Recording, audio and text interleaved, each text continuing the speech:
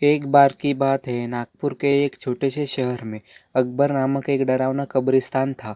ऐसा कहा जाता था कि उस कब्रिस्तान में विभिन्न प्रकार के अलौकिक शक्तियाँ रहती थी।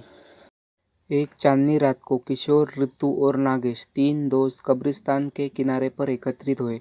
अचानक उनको कब्रिस्तान से भयानक फुसफुसाहट की आवाज़ सुनाई दी। आवाज़ कहाँ से आ रही है, यह देखने के लिए वे हाथ में टॉर्च लेकर सावधानी से कब्रिस्तान के गेट से अंदर घुसे। जैसे ही वे कब्रिस्तान में दाखिल हुए, हवा तेज चलने लगी। अचानक उन्होंने एक इंसान को एक मकबरे के पास टहलते हुए देखा। वो उदास और खोया हुआ दिखाई दिया, इसलिए किशोर, ऋतु और नागेश उसके पास आए और पूछा, कौन हो तुम और इतनी रात को यहाँ क्या कर रहे हो? तो उसने जवाब दिया कि मैं एक आत्मा हूँ और मेरा नाम नितिन है। नितिन ने उन्हें उस भयानक अभिशाप के बारे में बताया जो इस कब्रिस्तान के सभी आत्माओं को परेशान करता था। हर रात एक प्राचीन चुड़ैल जागती थी और कब्रिस्तान पर जादू करती थी और नितिन जैसे मासूम आत्माओं को अपने वश में कर लेती थी। अभिशाप को तोड़ने का एकमात्र तरीका कब्रिस्तान के पीछे जंगल में एक पेड़ के नीचे छिपी हुई मंत्र पुस्तिका को ढूंढना और आधी रात से पहले उसे नष्ट करना था। जादुई पुस्तक ढूंढने की दृढ़ संकल्प लेकर बहादुर तिकड़ी अपने मिशन पर निकल पड़ी।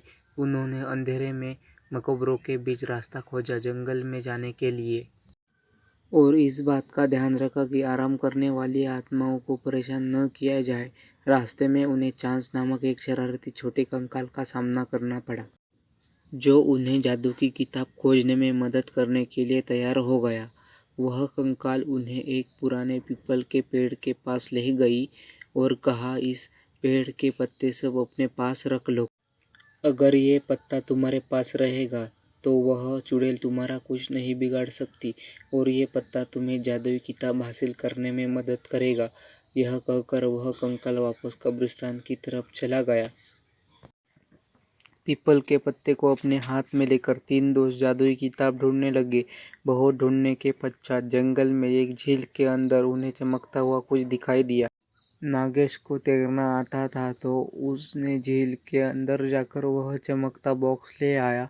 जैसे ही पीपल के पत्ते को बॉक्स के ऊपर रखा, वैसे ही बॉक्स खुल गया और चमकती हुई जादुई किताब बाहर निकल आई। आधी रात करीब आते ही वे तीनों अपने हाथों में जादू की किताब लेकर श्राप को तोड़ने के लिए कब्रिस्तान की तरफ बढ़े। कब्रिस्तान में आकर वे किताब को खोले और एक प्राचीन मंत्र का पाठ किया। मंत्र का पाठ करते ही जमीन कांपने लगी और कब्रिस्तान में एक तेज रोशनी छा गई। वह चुड़ैल जाग गई और गुस्से में दिखाई दी, लेकिन उसकी शक्ति धीरे धीरे कमजोर हो रही थी।